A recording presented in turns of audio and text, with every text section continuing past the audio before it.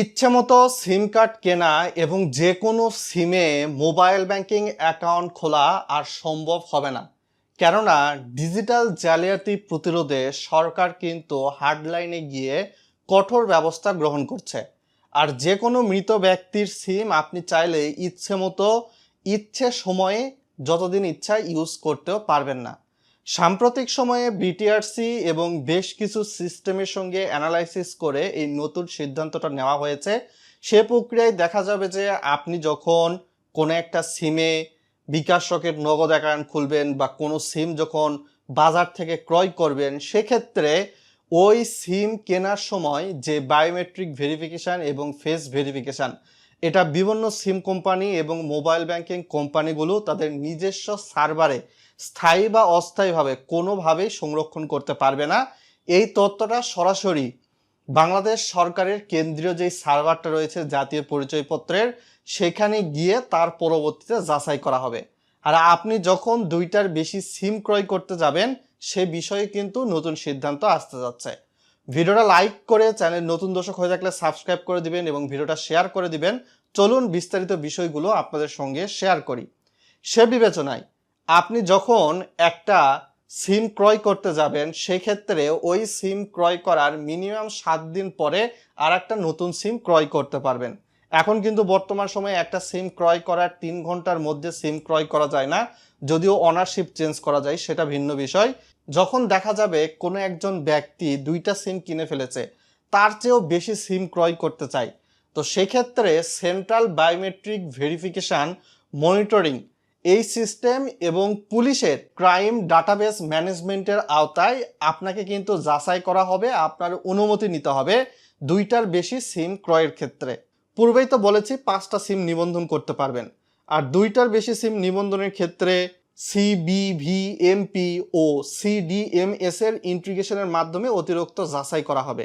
এছাড়াও বিটিআরসির তত্ত্বাবধানে মোবাইল নেটওয়ার্ক অপারেটরের মাধ্যমে সিম নবায়ন প্রক্রিয়া এবং নিবন্ধিত সিমের নিয়মিত কেওয়াইসি যাচাই করারও কিন্তু সিদ্ধান্ত নেওয়া হয়েছে। অর্থাৎ আপনি একটা সিম কার্ড কিনলেন, সেই সিম কেনার পর আপনি 1 বছর ইউজ করতেছেন না 2 বছর ইউজ করতেছেন, এটা তো কোম্পানি জানে না, সরকার জানে না। তো সেই ক্ষেত্রে আপনি যে ওই ব্যক্তি হিসাবে সিম ইউজ করতেছেন, এটা বায়োমেট্রিক ভেরিফিকেশান করতে হবে সিম ক্রয় করার হয়তোবা 1 বছর 2 বছর পর পর, হয়তোবা দেখা যেতে পারে 5 বছর 10 বছর পর পরে এরকম বায়োমেট্রিক ভেরিফিকেশন করা হতে পারে। তার সঙ্গে মৃত ব্যক্তির সিম, সবার সিদ্ধান্ত অনুযায়ী মৃত ব্যক্তির নামে নিবন্ধিত সিম ব্যবহার করে অপরাধ সংগঠনের সুযোগ বন্ধ করতে সিভিএমপির সঙ্গে বিডিআরআইএস এর কোলাবোরেশন করা হবে এবং মৃত্যু সনদ ডিজিটালাইজ করার পর মৃত্যুর তথ্য কেন্দ্রীয় ডাটাবেজে যুক্ত হওয়ার উদ্যোগ নেওয়া হবে।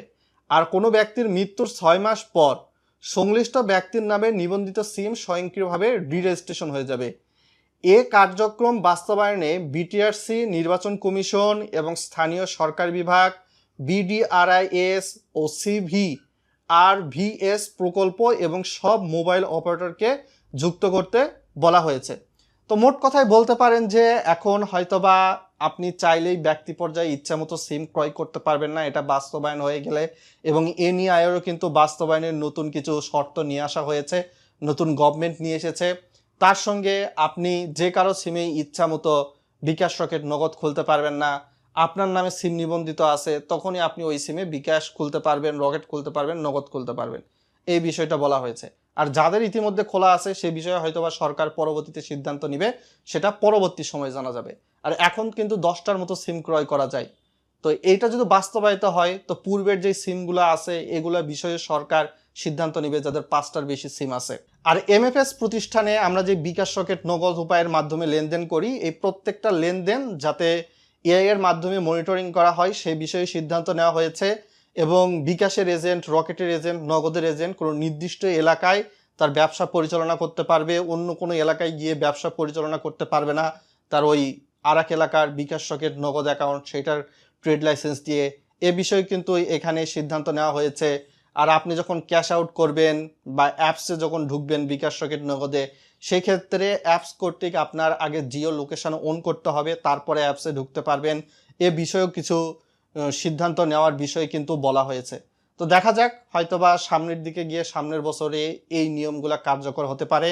ততদিন পর্যন্ত ওয়েট করতে হবে নতুন কঠোর ব্যবস্থাপনা আসা পর্যন্ত।